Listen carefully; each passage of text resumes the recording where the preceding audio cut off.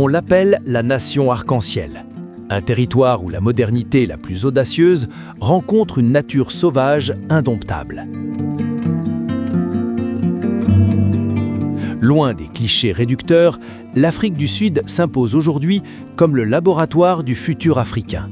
Ici, l'innovation, l'art et l'énergie d'une jeunesse résiliente redéfinissent chaque jour les codes du possible. Des sommets du Drakensberg aux côtes sauvages de l'océan Indien, nous allons traverser des paysages à couper le souffle, goûter à une culture aux 1000 saveurs et rencontrer ceux qui font battre le cœur de ce géant austral. Bienvenue sur Afrique révélée. Aujourd'hui, je vous emmène découvrir une Afrique du Sud que vous ne connaissez pas encore. Préparez-vous, l'immersion commence maintenant.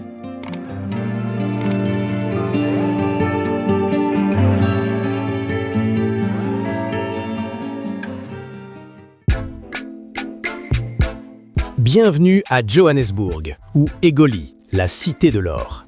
Si vous cherchez l'endroit où bat le cœur financier du continent africain, c'est ici, à Sandton, que vous le trouverez. Surnommé le 1000 carrés le plus riche d'Afrique, ce district est bien plus qu'un simple quartier d'affaires de haute volée. C'est le symbole éclatant d'une Afrique décomplexée qui négocie d'égal à égal avec les plus grandes puissances mondiales. Dans ce périmètre ultra-moderne, l'architecture de verre et d'acier témoigne d'une ambition sans limite, transformant l'ancien Veld en une métropole financière de classe mondiale. Ici, les statistiques reflètent la puissance de la première économie industrialisée du continent. Sandton concentre à lui seul plus de 1,6 million de mètres carrés de bureaux de classe A, regroupant la plus forte densité de sièges sociaux en Afrique. Mais la véritable tour de contrôle de cette dynamique se trouve à la bourse de Johannesburg, JSE. En ce début d'année 2026, la JSE confirme son rang de leader incontesté avec une capitalisation boursière record qui a franchi le cap symbolique des 1200 milliards de dollars.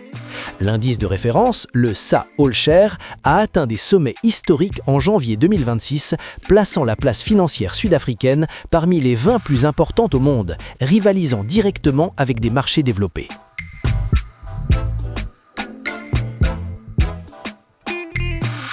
Toutefois, Sandton ne se limite pas aux transactions boursières.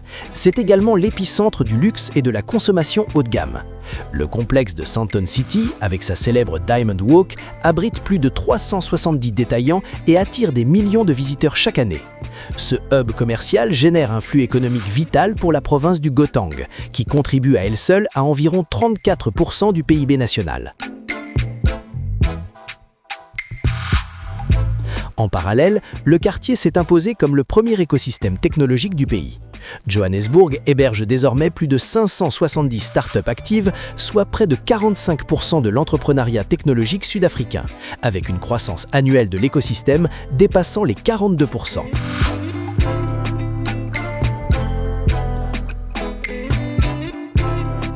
Cette vitalité entrepreneuriale, portée par une jeunesse hyper connectée, fait de Sandton un laboratoire d'innovation pour tout le continent. Chaque décision prise dans ses conseils d'administration et chaque ligne de code écrite dans ses hubs de coworking influence l'économie de toute la région australe. Sandton nous prouve que l'Afrique ne se contente plus de participer au commerce mondial, elle en redéfinit les règles, une innovation après l'autre.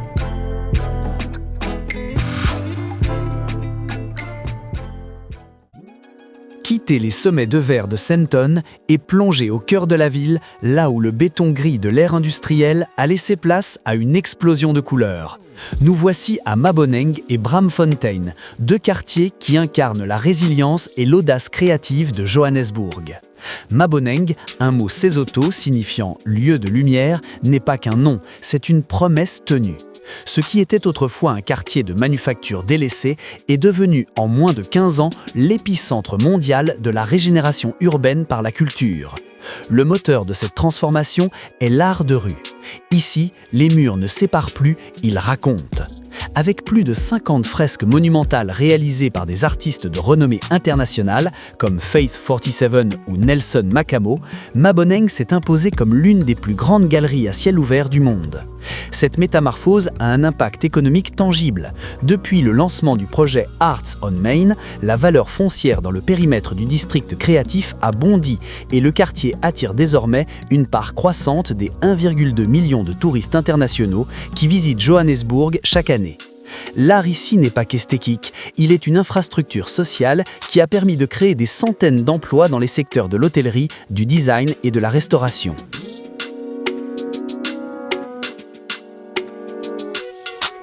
À quelques minutes de là, Braamfontein vibre d'une énergie différente, plus académique, mais tout aussi bouillonnante.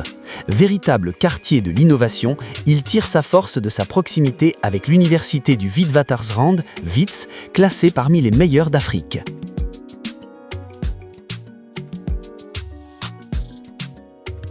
En 2026, Braamfontein n'est plus seulement le repère des étudiants, c'est un carrefour où la technologie rencontre la mode.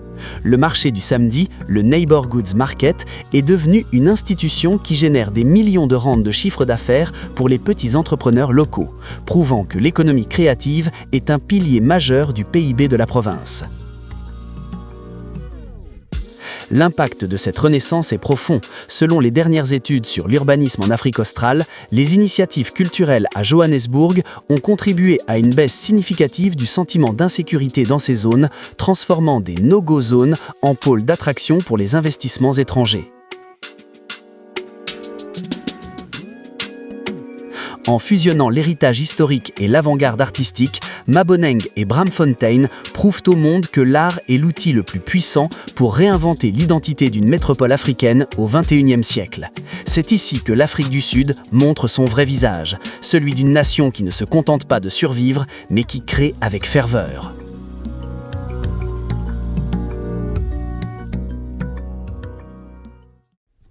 Impossible de raconter l'Afrique du Sud sans s'arrêter à Soweto.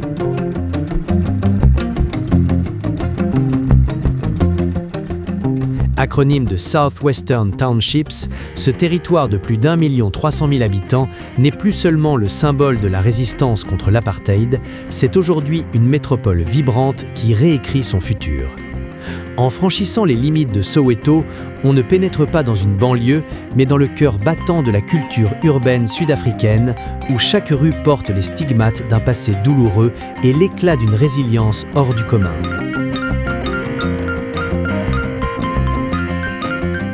Le point d'orgue de cette visite est sans conteste Vilakazi Street. C'est la seule rue au monde à avoir abrité 2 lauréats du prix Nobel de la paix, Nelson Mandela et l'archevêque Desmond Tutu. Ce lieu, autrefois théâtre de luttes acharnées, est devenu une destination touristique de premier plan. En 2025-2026, Soweto continue d'attirer une part massive des flux touristiques de la province du Gauteng, avec des retombées économiques locales qui se chiffrent en centaines de millions de rands.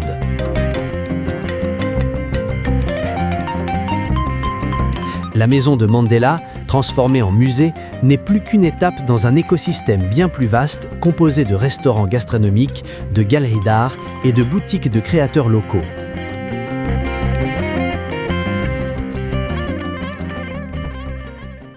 Mais au-delà du pèlerinage historique, Soweto est un laboratoire de l'entrepreneuriat noir.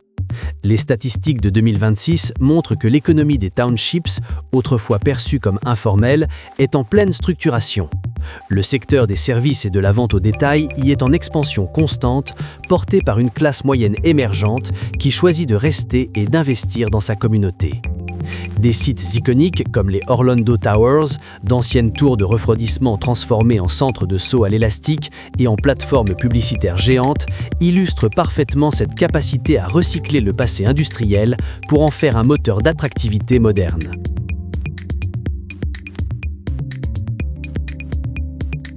Pourtant, l'âme de Soweto réside dans son Ubuntu. Malgré une densité de population élevée et des défis persistants en matière d'infrastructure, la solidarité communautaire y reste le socle de la vie quotidienne. En 2026, l'accès aux technologies numériques a permis l'éclosion de nombreuses startups locales spécialisées dans la logistique et les services de livraison de proximité, prouvant que Soweto est connecté au reste du monde. En visitant ce lieu, on comprend que l'histoire n'est pas un poids, mais un tremplin. Soweto nous rappelle que de l'obscurité de l'oppression est née une lumière créative qui ne demande qu'à briller sur tout le continent. C'est ici que l'Afrique révèle sa force la plus pure, sa capacité à se réinventer sans jamais oublier d'où elle vient.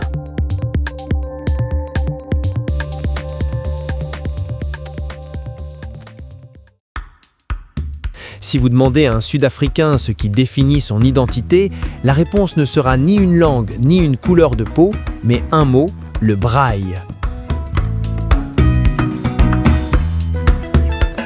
Issu de l'Afrikaans signifiant griller, le braai est bien plus qu'une simple technique de cuisson de la viande sur des braises, c'est le ciment d'une nation.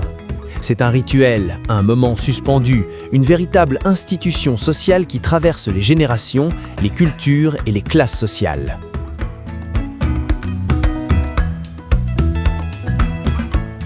Le braai est un espace de rencontre. Il transforme un jardin, un trottoir ou un coin de parc en lieu de dialogue. Le feu est placé au centre et autour de lui, les gens se rassemblent naturellement. On n'y vient pas seulement pour manger, mais pour être ensemble. Contrairement à l'image rapide que l'on pourrait s'en faire, rien n'est pressé dans un braai. Le temps y est différent.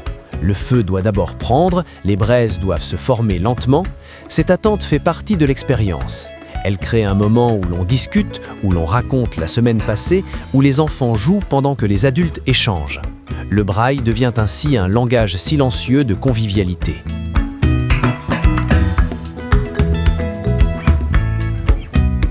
Dans un pays marqué par une histoire de séparation, ces moments ont pris une dimension particulière. Après la fin de l'apartheid, beaucoup ont vu dans le braai un symbole de normalité retrouvée. Des familles, des amis, des voisins qui se retrouvent simplement, sans protocole. Aujourd'hui, il n'est pas rare de voir des groupes très divers partager le même feu, incarnant concrètement cette idée d'une société qui apprend encore à vivre ensemble.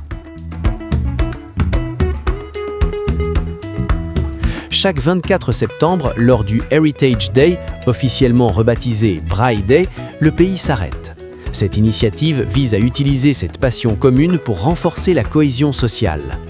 Les statistiques de l'Institut South African Institute of Race Relations montrent que lors de ces rassemblements, plus de 75% des participants déclarent que ces moments de partage interculturel améliorent leur perception de l'unité nationale. C'est ici que se déguste le fameux boerewors, une saucisse épicée dont la recette est strictement réglementée par la loi sud-africaine.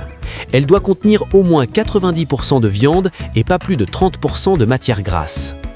À Johannesburg, comme dans les zones rurales, le braai reste un pilier du week-end. Il marque les anniversaires, les réunions familiales, les matchs regardés entre amis ou tout simplement la fin d'une longue semaine de travail. Il n'a pas besoin d'occasion officielle, le fait d'être ensemble suffit. Le braai est aussi une école de transmission. Les plus jeunes observent les anciens, comment préparer le feu, quand retourner les aliments, comment organiser l'espace. Ces gestes, répétés depuis des décennies, deviennent un héritage vivant. On n'apprend pas le braai dans un livre, on l'apprend en participant. Mais ce qui rend ce moment si unique, c'est son absence de formalité. Chacun apporte quelque chose, chacun participe. Il n'y a pas de hiérarchie stricte, seulement une responsabilité partagée. Le braai reflète ainsi une valeur profondément ancrée dans la société sud-africaine, l'importance du collectif.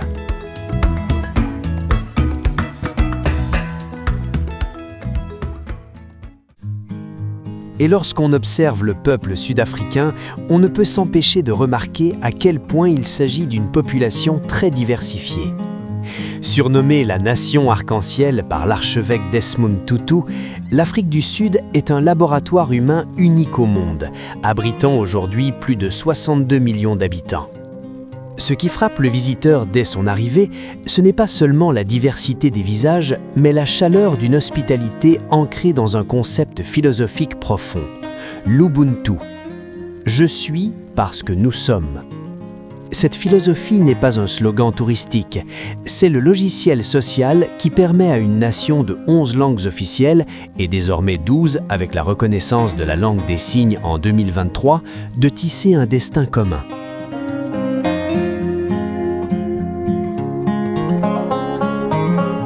La diversité sud-africaine est une mosaïque fascinante. Le pays se compose d'environ 81% de Sud-Africains noirs, 9% de personnes de couleur, métisses, 7,5% de blancs et 2,5% de personnes d'origine indienne ou asiatique. Selon les données démographiques de 2025-2026, cette mixité ne se contente pas de coexister. Elle fusionne dans les centres urbains, créant une culture hybride dynamique. Dans les quartiers comme Bo Cap au Cap ou à Florida Road à Durban, les traditions malaises, zoulous, indiennes et européennes s'entremêlent pour offrir une expérience humaine que l'on ne retrouve nulle part ailleurs sur le continent. L'accueil sud-africain se traduit par des chiffres concrets.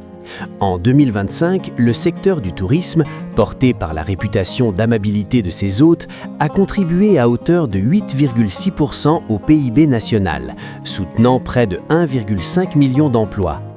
Une étude récente sur l'expérience voyageur révèle que 92% des visiteurs internationaux citent la gentillesse et l'ouverture d'esprit des locaux comme la raison principale de leur désir de revenir.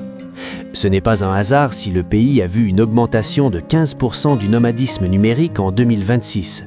Les talents du monde entier choisissent l'Afrique du Sud non seulement pour son coût de la vie, mais pour l'accueil inclusif de ses communautés. Cette société métissée est également un moteur de résilience. Malgré les défis socio-économiques hérités de l'histoire, la solidarité communautaire reste le filet de sécurité le plus robuste. Le système des Stokvels en est la preuve mathématique. Ces clubs d'épargne communautaire traditionnels rassemblent plus de 11 millions de membres et brassent environ 50 milliards de rands, environ 2,7 milliards de dollars chaque année. C'est une économie de la confiance, basée sur l'entraide mutuelle, qui permet à des millions de familles de financer des études, des mariages ou des projets entrepreneuriaux. L'hospitalité sud-africaine s'exprime aussi dans sa capacité à intégrer le monde. Le pays est devenu un pôle d'attraction pour les diasporas de tout le continent africain, de l'Europe et de l'Asie, faisant de villes comme Johannesburg des hubs cosmopolites où l'on parle plus de 50 langues différentes au quotidien. Ce brassage culturel nourrit une créativité sans pareille dans le design, la mode et l'innovation sociale. L'Afrique du Sud nous enseigne que le métissage n'est pas une perte d'identité, mais une multiplication de possibles. En visitant ce pays, on ne rencontre pas seulement des citoyens, on rencontre des frères et des sœurs qui, malgré les épreuves, gardent une porte ouverte et un sourire prêt à accueillir le monde. C'est cette humanité vibrante qui fait de l'Afrique du Sud le visage radieux d'un continent qui marche vers l'unité.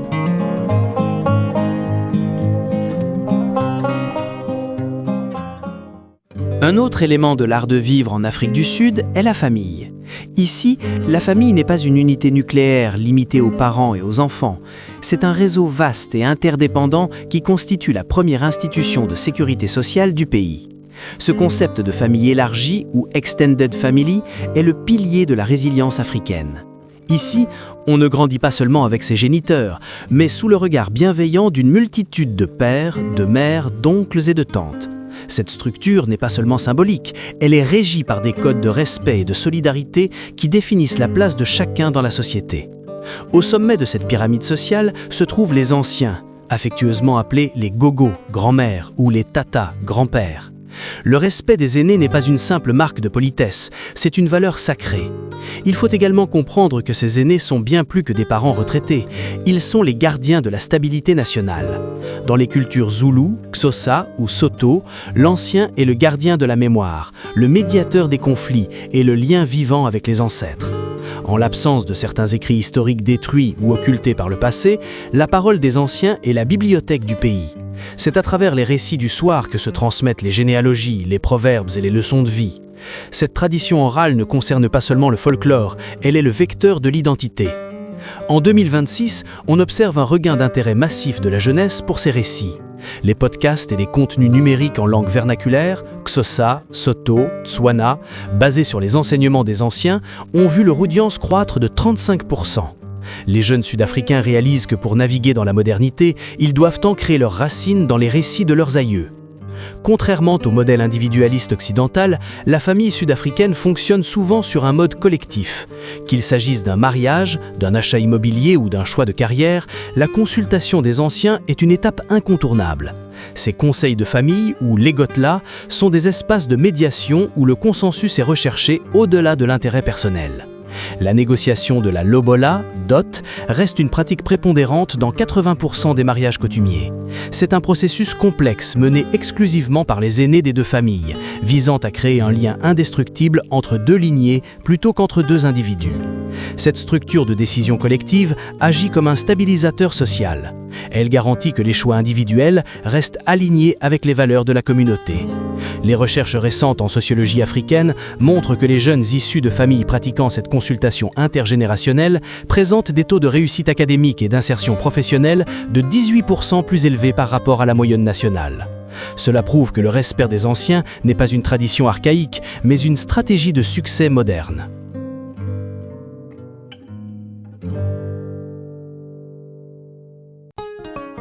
Lorsque l'on survole l'est de l'Afrique du Sud, le paysage se transforme soudainement en une mer de savane infinie, parsemée de baobabs millénaires et de rivières sinueuses.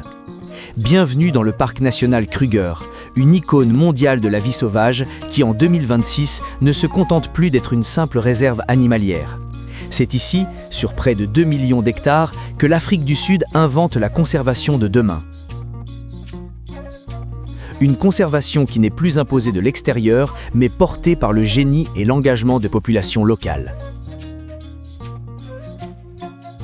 Pendant des décennies, le modèle de conservation a été celui de la forteresse, des clôtures pour séparer les animaux des humains. Aujourd'hui, pour Afrique révélée, nous découvrons un changement de paradigme total. Le projet KNP Communities 2030 a intégré les villages limitrophes au cœur du processus décisionnel. Ce ne sont plus des spectateurs, mais des gardiens. Les statistiques de 2025 montrent que l'implication des communautés locales dans la gestion des ressources a permis de réduire les incidents de braconnage de 55% dans les zones périphériques.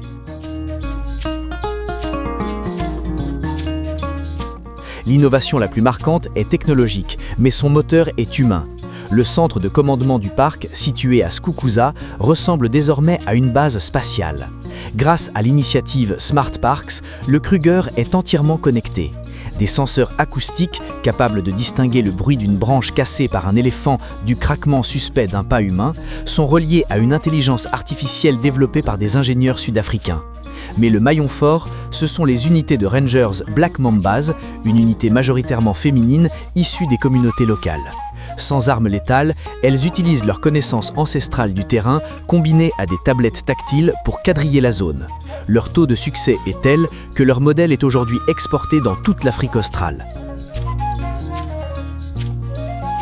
La conservation intelligente, c'est aussi la science. Le Kruger abrite en 2026 le plus grand programme de banque de gènes pour les espèces menacées. Les chercheurs locaux travaillent sur le séquençage du génome du rhinocéros blanc pour garantir la diversité génétique des futures populations. En visitant le Kruger aujourd'hui, on ne voit pas seulement des lions ou des léopards, on voit une nation qui utilise la science la plus pointue pour protéger son patrimoine souverain. L'économie circulaire joue également un rôle clé. Les déchets organiques des lodges du parc sont transformés en compost pour les coopératives agricoles des villages voisins, bouclant ainsi le cycle de la vie. Pour le visiteur, l'expérience est transformée. On n'est plus un simple observateur passif derrière une vitre. Les programmes de safari citoyen permettent aux touristes d'accompagner des chercheurs dans leur relevé quotidien. C'est une éducation par l'action. Le Kruger est la preuve que la biodiversité n'est pas un fardeau économique, mais un atout stratégique. En 2025, le parc a généré plus de 500 millions de dollars de retombées directes et indirectes, prouvant que la protection de la nature est l'industrie la plus rentable et la plus durable de la région du Mpumalanga.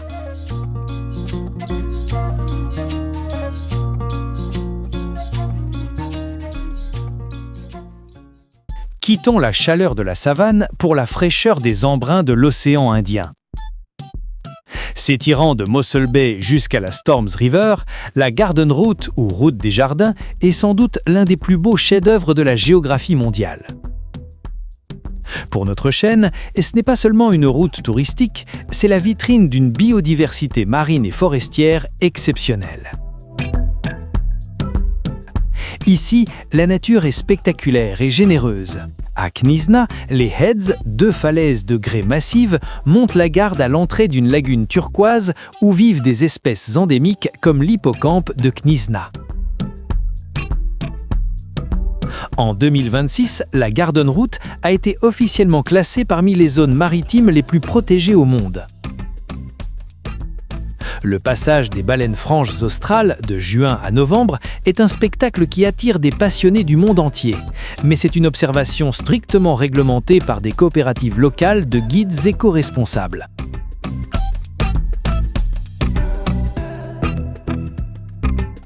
Le joyau de cette route est le parc national de Tsitsikama.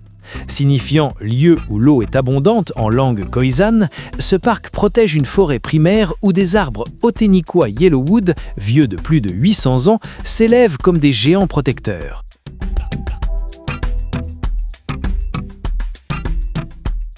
Les ponts suspendus qui enjambent l'embouchure de la Storms River offrent une vue vertigineuse sur la rencontre entre les eaux sombres de la rivière et le bleu profond de l'océan.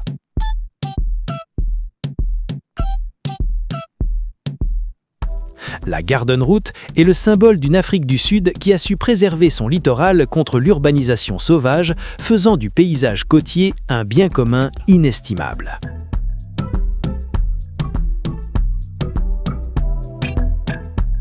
Enfin, terminons ce chapitre en explorant comment l'Afrique du Sud redéfinit le concept même de voyage haut de gamme.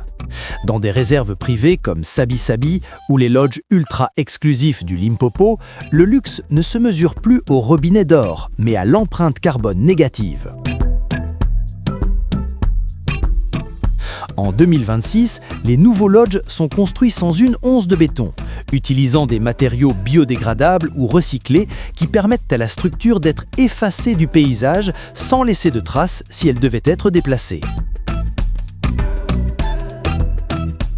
L'énergie est 100% solaire et les systèmes de filtration d'eau par les plantes garantissent que pas une goutte de pollution ne retourne dans la nappe phréatique.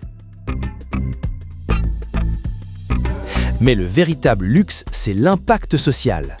Un séjour dans ces établissements finance directement des cliniques mobiles, des écoles de codage et des bourses universitaires pour les enfants des communautés environnantes. Pour chaque nuit passée par un visiteur, une somme fixe est reversée à un fonds de conservation géré par un conseil de villageois.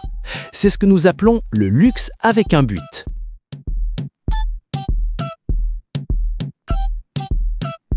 Les statistiques de 2025 indiquent que le secteur de l'écotourisme haut de gamme a cru de 22%, une croissance portée par une nouvelle génération de voyageurs conscients. Ces visiteurs ne cherchent pas seulement le confort, ils cherchent la cohérence. En choisissant l'Afrique du Sud, ils participent à une économie de la vie. Les chefs de ces lodges travaillent exclusivement avec des produits de saison cultivés dans un rayon de 50 km, réduisant drastiquement les émissions liées au transport et dynamisant l'agriculture locale. L'écotourisme sud-africain est une leçon de sagesse.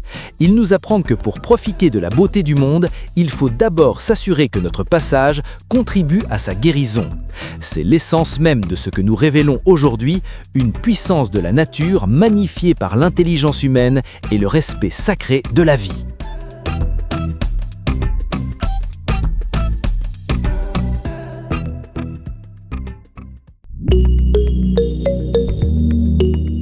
Surplombant l'Atlantique Sud de toute sa majesté, Table Mountain n'est pas seulement l'une des 7 nouvelles merveilles de la nature, elle est la sentinelle d'une ville qui a bâti son destin sur l'océan.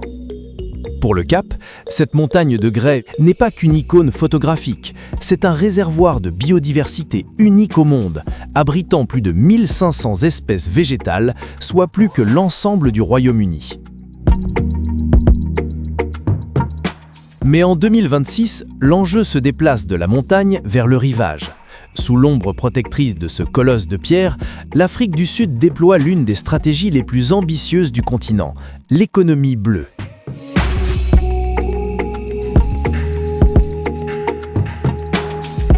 L'économie bleue, ou opération Fakissa, est le moteur qui transforme les 2800 km de côte du pays en un levier de croissance durable.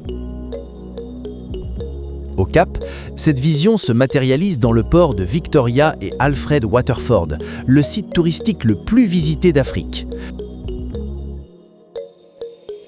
Mais au-delà des boutiques de luxe, c'est une révolution industrielle qui s'opère. Le port est devenu un centre d'excellence pour la construction navale et la réparation de plateformes pétrolières et gazières.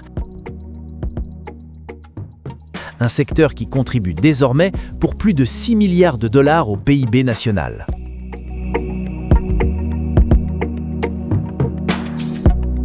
La force de cette économie bleue réside dans son équilibre. Le Cap ne se contente pas d'exploiter la mer, elle la protège et l'étudie. Les universités de la ville, leaders mondiaux en biologie marine, travaillent sur des projets de biotechnologie marine utilisant des algues et des micro-organismes pour créer les médicaments et les engrais de demain. En 2025, les exportations liées aux produits de la mer durables ont bondi de 12%, portées par une certification stricte qui garantit la préservation des stocks halieutiques.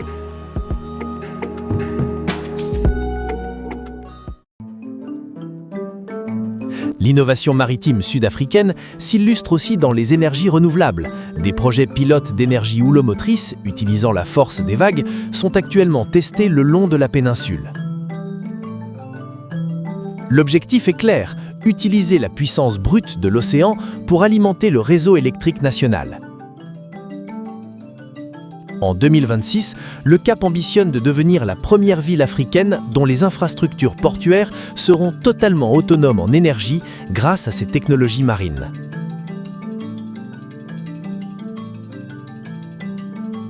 Enfin, l'économie bleue, c'est aussi l'inclusion.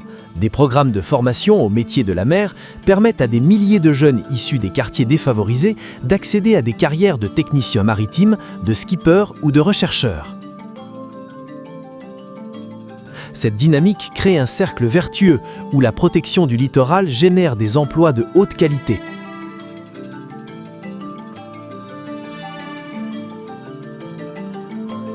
Le Cap nous prouve que l'on peut vivre en symbiose avec une nature spectaculaire tout en développant une industrie de pointe, faisant du littoral sud-africain le laboratoire d'un progrès qui respecte le bleu profond de notre planète.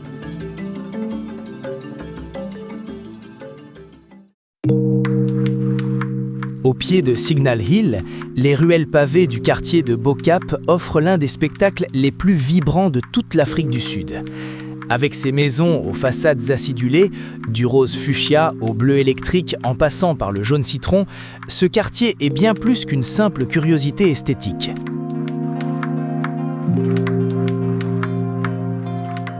C'est le sanctuaire de la culture Cape Malay, un héritage vivant qui remonte au XVIIe siècle lorsque des artisans, des érudits et des bâtisseurs furent amenés d'Asie du Sud-Est. En 2026, Bo-Cap ne se contente pas de préserver son passé, il est devenu le symbole de la résilience culturelle et de la transformation urbaine par l'identité.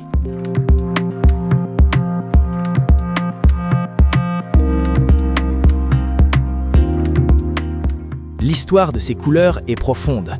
Sous l'oppression coloniale, les maisons étaient obligatoirement blanches. Lors de l'émancipation, peindre son foyer de couleurs vives devint un acte de liberté et d'expression de soi. Aujourd'hui, cette vitalité historique nourrit directement le secteur créatif du Cap, qui a été la première ville d'Afrique à être désignée capitale mondiale du design par l'UNESCO. Les statistiques de 2025 indiquent que les industries créatives du Cap contribuent désormais à hauteur de 5% au PIB de la province, générant des dizaines de milliers d'emplois dans les secteurs de la mode, de l'architecture et des arts visuels.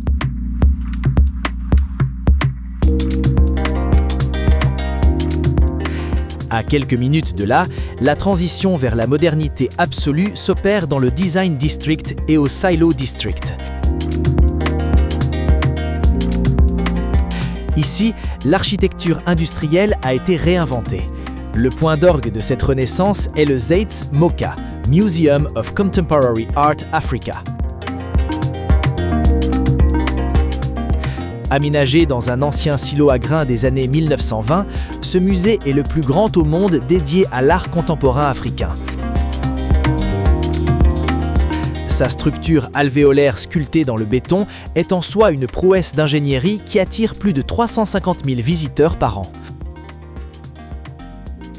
Le Zeitz MoCA n'est pas qu'un lieu d'exposition, c'est une plateforme de pouvoir culturel qui permet aux artistes du continent de voir leurs œuvres cotées sur le marché mondial sans passer par les galeries européennes ou américaines.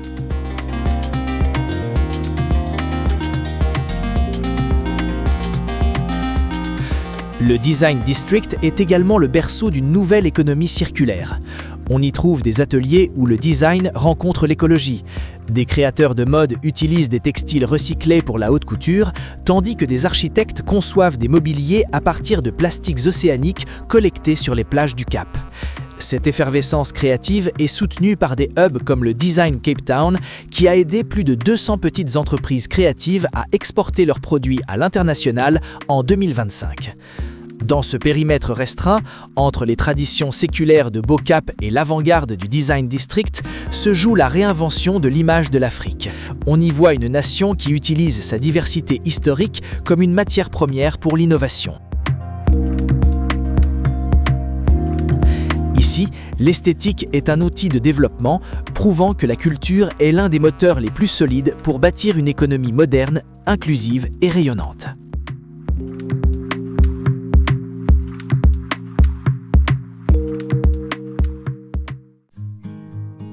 À l'ombre des montagnes emblématiques du Cap, une révolution silencieuse mais puissante redessine le paysage économique de l'Afrique australe.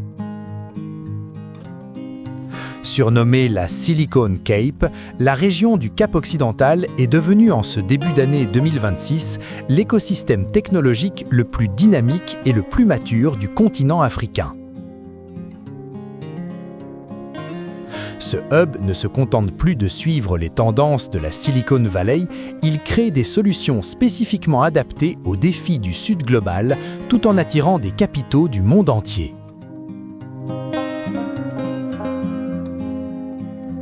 Les statistiques récentes confirment cette ascension fulgurante. Le Cap abrite désormais plus de 550 startups actives, représentant près de 60% des investissements technologiques réalisés en Afrique du Sud.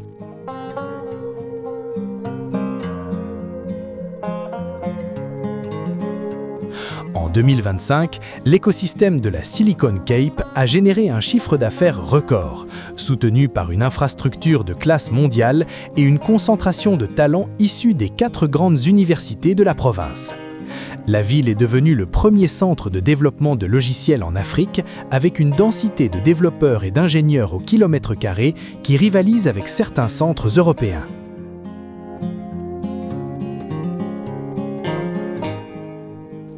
L'attractivité de ce hub repose sur une synergie unique entre le secteur privé, le gouvernement provincial et les institutions académiques.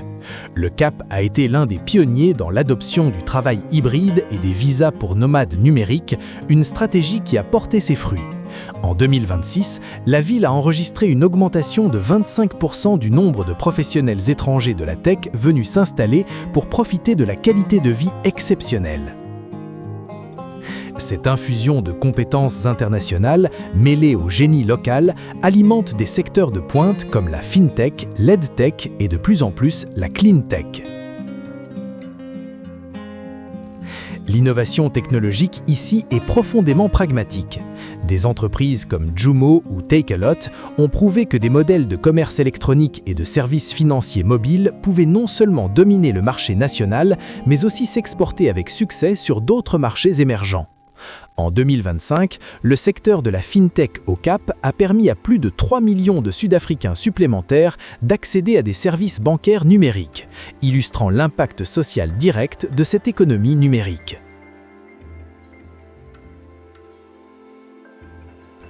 Le paysage urbain lui-même se transforme pour soutenir cette croissance. Des quartiers comme Woodstock et la zone du Waterfront abritent des accélérateurs de start-up et des espaces de coworking ultramodernes où les idées circulent sans barrière.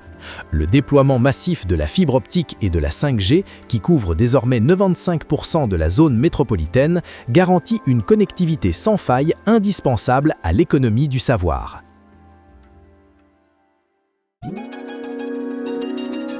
L'Afrique du Sud est largement considérée comme l'économie la plus industrialisée et diversifiée d'Afrique. C'est un pays où les gratte-ciel s'élèvent au-dessus d'un sol riche en or, où les institutions financières rivalisent avec celles des marchés développés et où les chaînes de montage produisent des véhicules expédiés dans le monde entier. L'économie sud-africaine se distingue sur le continent par sa profondeur et sa diversification. Alors que de nombreux pays africains dépendent fortement d'une seule matière première, pétrole, cuivre ou agriculture, l'Afrique du Sud a développé une base industrielle diversifiée. Elle combine l'exploitation minière, la production manufacturière, la finance, la distribution, les télécommunications et les services de pointe au sein d'un système complexe et interconnecté.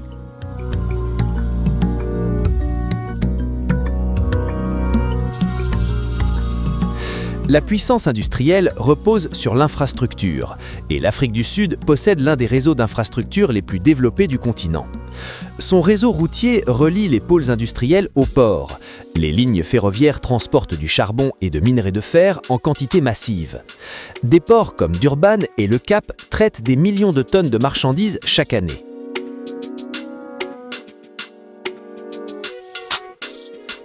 L'Afrique du Sud a mis en place des chaînes d'approvisionnement, des ports, des autoroutes, des réseaux ferroviaires et des systèmes financiers qui permettent une circulation efficace des biens et des capitaux. Elle n'est pas seulement un exportateur de ressources, mais aussi un producteur, un transformateur et une place financière de premier plan. Bien sûr, le pays a dû relever de sérieux défis, notamment en matière d'approvisionnement en électricité et de délestage. Les pénuries d'énergie ont perturbé l'industrie et freiné la croissance. Pourtant, même dans ce contexte, une transformation est en cours. Les investissements dans les énergies renouvelables, solaires, éoliennes et production indépendante d'électricité sont en hausse. La participation du secteur privé à la production d'énergie se développe, signe d'une évolution potentielle vers un système électrique plus résilient.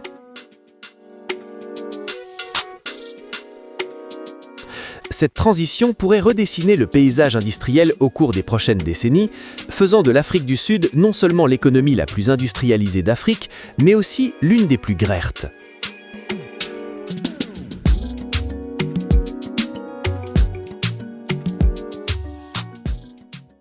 Si l'Afrique du Sud est le géant industriel de l'Afrique, l'exploitation minière en est le socle. La découverte de diamants près de Kimberley en 1867 et d'or dans le bassin du Witwatersrand en 1886 a bouleversé l'histoire. Ces découvertes ont engendré des investissements massifs, des migrations importantes et un développement considérable des infrastructures. Des chemins de fer ont été construits pour relier les mines aux ports. Les villes se sont transformées en métropoles. Des banques ont vu le jour pour financer les opérations. L'industrialisation de l'Afrique du Sud a commencé sous terre. L'or est depuis longtemps au cœur de l'identité sud-africaine. Pendant des décennies, le pays a été le premier producteur mondial d'or. Les mines profondes du Witwatersrand sont devenues légendaires. Parmi les plus profondes au monde, elles s'étendent sur des kilomètres sous la surface terrestre. Bien que la production d'or ait diminué par rapport à son apogée, elle demeure une exportation importante et un symbole du patrimoine industriel du pays.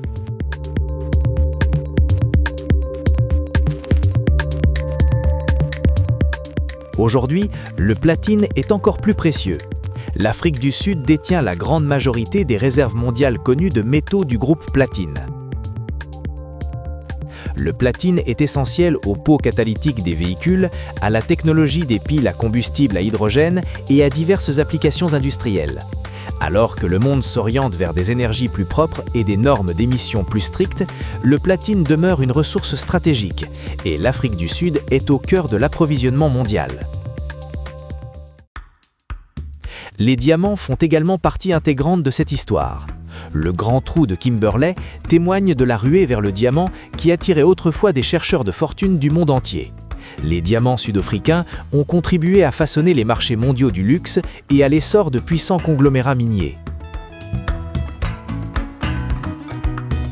Outre l'or, le platine et les diamants, l'Afrique du Sud produit du charbon, du minerai de fer, du manganèse et du chrome, des intrants essentiels à la production d'acier et à l'industrie manufacturière mondiale. Ces richesses minières alimentent les industries d'Europe, d'Asie et d'Amérique du Nord. Cependant, l'exploitation minière en Afrique du Sud moderne ne se limite pas à l'extraction. Elle soutient tout un écosystème, sociétés d'ingénierie, fournisseurs d'équipements, entreprises de logistique, instituts de recherche et services financiers. Les universités forment des ingénieurs miniers.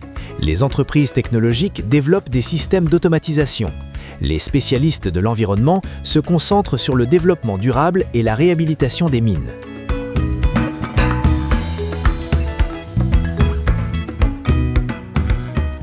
Cet effet de réseau, où un secteur en alimente de nombreux autres, est une des principales raisons pour lesquelles l'économie sud-africaine est considérée comme industrielle plutôt que purement extractive.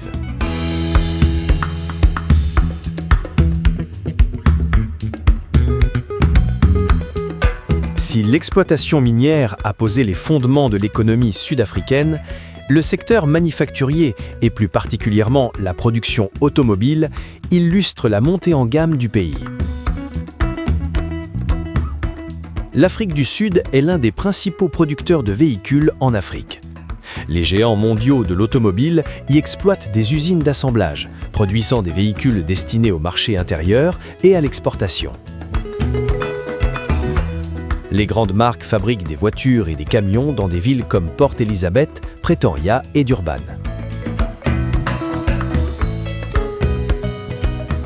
Ces véhicules ne sont pas seulement vendus localement.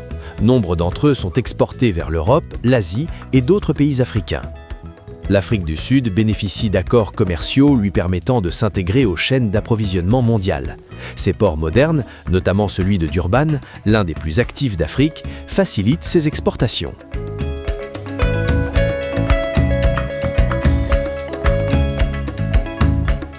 La construction automobile est devenue l'un des secteurs industriels les plus importants du pays.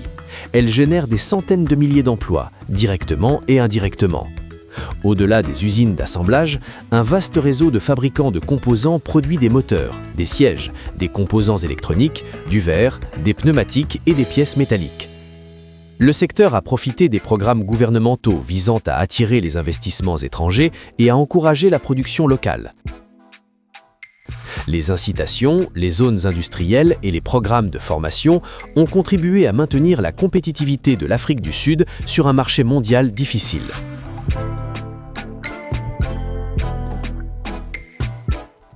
Surtout, la fabrication automobile illustre la diversification industrielle. Elle démontre que l'Afrique du Sud ne se contente pas d'extraire des minéraux du sol, mais transforme les matières premières en produits finis. L'acier, issu du minerai de fer local, sert à fabriquer les châssis des véhicules. Le platine extrait du complexe de Bushveld est utilisé dans les pots catalytiques. La chaîne industrielle relie l'extraction minière à la production manufacturière dans un cercle vertueux.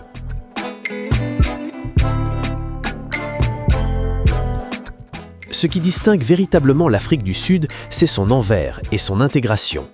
Son secteur minier alimente son secteur manufacturier, qui alimente ses exportations. Ses banques financent ses industries. Sa bourse la connecte aux capitaux mondiaux. Peu d'économies africaines fonctionnent à un tel niveau de complexité. Malgré les inégalités économiques et les défis structurels, l'Afrique du Sud demeure une puissance continentale. Elle représente une part importante de la production industrielle africaine. Elle joue un rôle majeur au sein des organisations commerciales régionales. Elle influence les tendances économiques en Afrique australe. Pour les entrepreneurs, les investisseurs et les partenaires internationaux, l'Afrique du Sud offre un atout rare sur le continent. Un écosystème industriel avancé associé à un accès à la croissance des marchés émergents. À bien des égards, l'Afrique du Sud est un pays de contraste. C'est un pays d'une immense richesse et d'inégalités persistantes, de mines profondes et de gratte-ciel vertigineux, d'industries historiques et d'innovations modernes. Mais surtout, c'est une nation qui a bâti une machine industrielle capable de rivaliser sur la scène mondiale.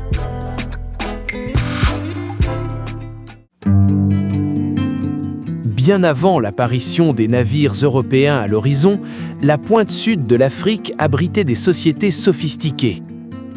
Dotées de systèmes politiques, de réseaux commerciaux et de profondes traditions spirituelles. Parmi les peuples les plus influents figuraient les Zoulous, les Xhosa et les Soto. Le royaume zoulou connut son apogée au début du XIXe siècle sous la direction de Shaka Zulu. Stratège militaire de génie, Shaka transforma les Zoulous d'un petit clan en un puissant royaume centralisé. Il révolutionna les tactiques militaires, introduisit des régiments disciplinés et unifia divers groupes sous une structure politique solide. Les Zoulous n'étaient pas les seuls à faire preuve d'une telle organisation et d'une telle résilience.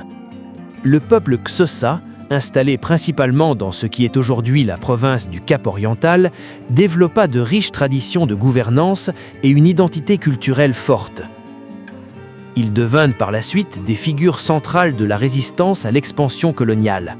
C'est parmi les Xhosa que naquit l'un des leaders les plus emblématiques d'Afrique du Sud, Nelson Mandela. Plus à l'intérieur des terres, le peuple Soto établit des royaumes stables dans les régions montagneuses, notamment sous le règne du roi Moshoeshoe Ier au XIXe siècle. Son habileté diplomatique permit aux Soto de conserver une certaine autonomie malgré la pression coloniale croissante. Ces sociétés n'étaient ni primitives ni chaotiques, contrairement à ce que laissaient entendre les récits coloniaux. Elles possédaient des systèmes juridiques, une économie basée sur l'élevage, l'agriculture, des routes commerciales et des structures sociales complexes. Identité, terre et communauté y étaient profondément imbriqués, des thèmes qui résonneraient tout au long des luttes ultérieures d'Afrique du Sud.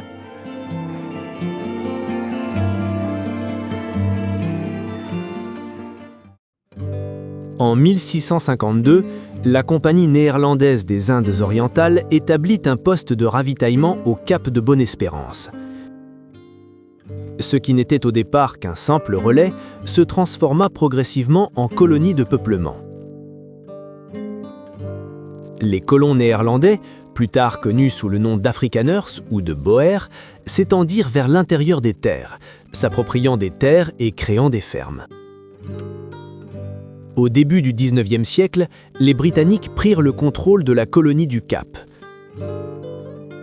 Ce changement engendra de nouvelles dynamiques politiques, des influences linguistiques et des systèmes économiques inédits. La domination britannique exacerba également les conflits frontaliers avec les communautés autochtones, notamment les Xhosa, lors d'une série de guerres qui s'étalèrent sur plusieurs décennies.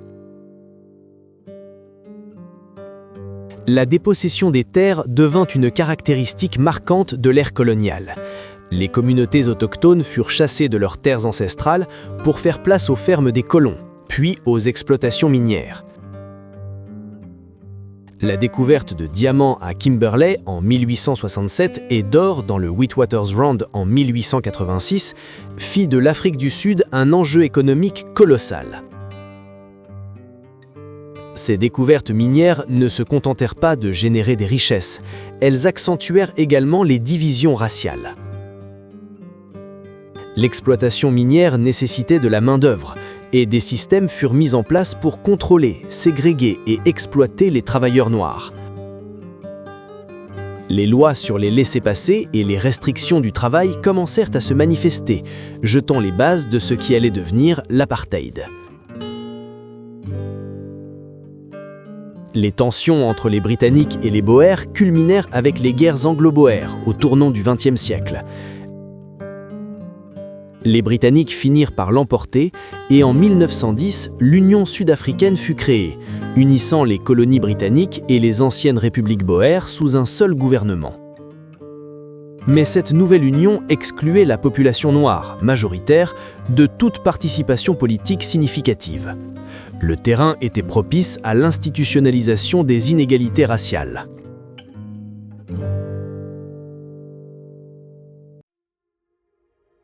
En 1948, le Parti national accède au pouvoir et instaure officiellement l'apartheid, une politique de ségrégation raciale qui va marquer l'Afrique du Sud pendant près d'un demi-siècle. L'apartheid n'était pas une simple discrimination sociale, il s'agissait d'un système juridique global conçu pour imposer une hiérarchie raciale. Les Sud-Africains étaient classés par race, blancs, noirs, métis et indiens. Le lieu de résidence, le conjoint, l'école et même les plages accessibles étaient déterminés par cette classification.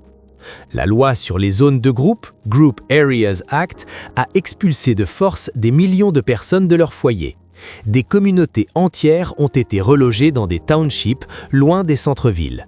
La loi sur l'éducation bantoue, Bantu Education Act, a créé un système éducatif inférieur pour les Sud-Africains noirs, conçu explicitement pour limiter leurs perspectives. Les lois sur les laissez-passer restreignaient la circulation, obligeant les citoyens noirs à être munis de documents leur permettant d'entrer dans certaines zones urbaines. Les familles étaient séparées. Les hommes partaient travailler dans les mines, tandis que les femmes et les enfants restaient dans les bantustans. La résistance s'est intensifiée progressivement.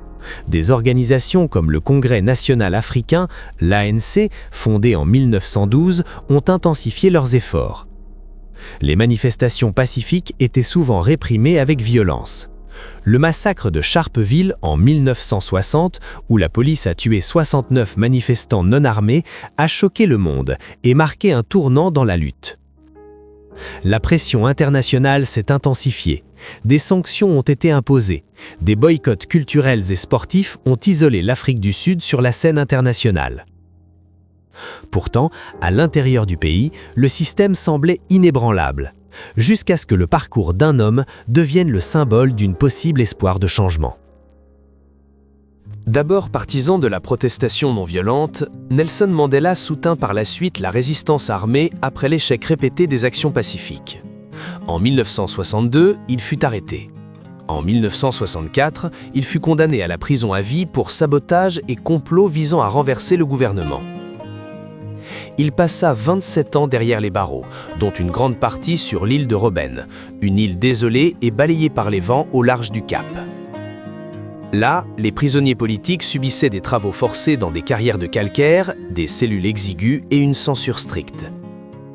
La cellule de Mandela était petite, à peine assez grande pour un lit et un bureau. Le 11 février 1990, Mandela recouvra la liberté après 27 ans d'emprisonnement. Les images de lui levant le poing à sa sortie de prison furent diffusées dans le monde entier. Ce n'était pas seulement la libération d'un homme, c'était la libération de l'espoir. Mais la liberté n'était pas synonyme de paix immédiate. L'Afrique du Sud était au bord de la guerre civile. Les négociations entre le gouvernement de l'apartheid et l'ANC étaient tendues et fragiles. La violence persistait dans certaines régions. La confiance était rare. Mandela a choisi la réconciliation plutôt que la vengeance. Au lieu d'appeler à la représailles, il a mis l'accent sur l'unité. Il a parlé de construire une nation arc-en-ciel, où toutes les races pourraient coexister en égaux. Son leadership a contribué à apaiser les craintes des Sud-Africains blancs, tout en inspirant confiance aux citoyens noirs qui avaient enduré des décennies de pression. En 1994, l'Afrique du Sud a tenu ses premières élections pleinement démocratiques. Pour la première fois, les citoyens de toutes les races pouvaient voter. De longues files d'attente se sont formées à travers le pays. Des électeurs âgés qui n'avaient jamais voté ont patiemment attendu des heures. Lorsque les résultats ont été annoncés, Nelson Mandela est devenu le premier président noir d'Afrique du Sud. La transition vers la démocratie n'a pas été parfaite, ni facile. Le nouveau gouvernement a hérité de profondes inégalités, de disparités économiques et de divisions sociales. Pourtant, ce qui rend l'histoire de l'Afrique du Sud extraordinaire, c'est qu'elle a évité la guerre civile de grande ampleur que beaucoup avaient prédite.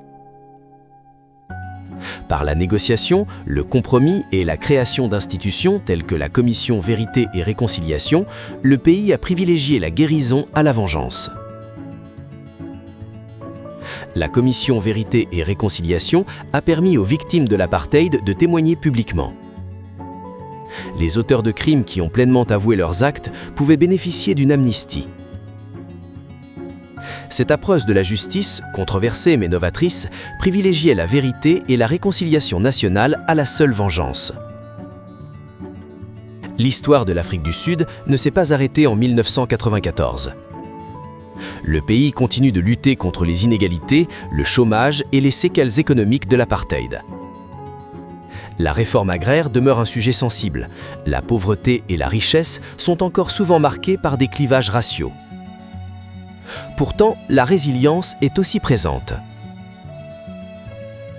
Mandela n'a effectué qu'un seul mandat présidentiel, se retirant en 1999 pour consolider les normes démocratiques.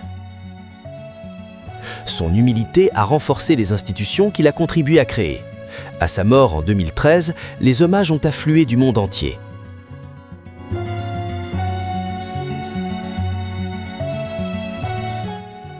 Mais son plus grand héritage n'est peut-être pas le pouvoir politique, mais l'autorité morale. Il a démontré qu'un leadership fondé sur le pardon peut transformer une nation, que la force ne requiert pas d'amertume, que justice et réconciliation peuvent coexister.